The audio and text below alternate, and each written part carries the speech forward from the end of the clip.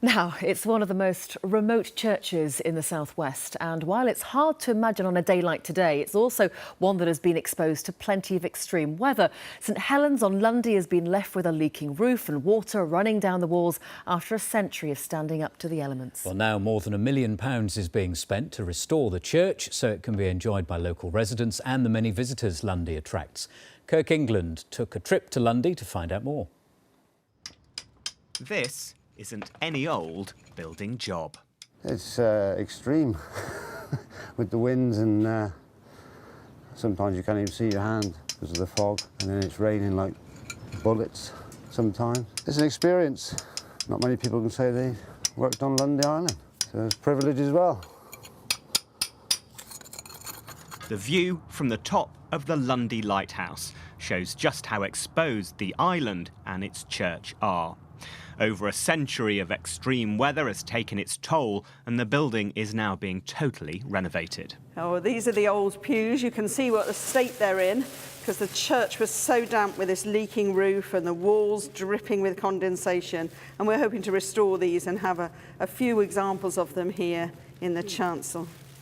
It's absolutely vital. It's a once-in-a-lifetime chance to preserve the church for the future of the islanders, the people who live here, all the tremendous visitors that come, and part of our heritage. A big church on a small island, and a project with plenty of problems to solve. All the building materials are brought in by boat. This is a unique and unusual challenge working here. You don't get many churches sitting on top of a rock 12 miles offshore with all the weather conditions you've got here. St Helen's Church is the largest building on Lundy.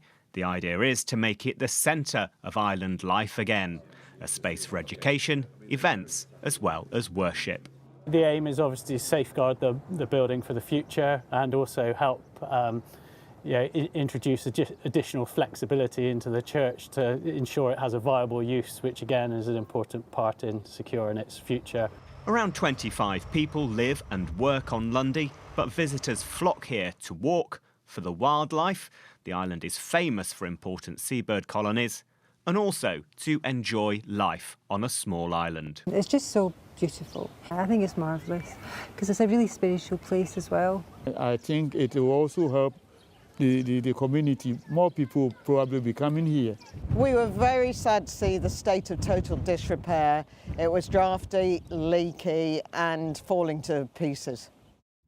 Much of the work is being paid for by a grant from the Heritage Lottery Fund. This is a really exposed place, so we need to have somewhere where people can meet together, a whole sense of community. And this is the biggest building on the island, very special place. A special place on a unique island. Kirk England, BBC Spotlight, Lundy.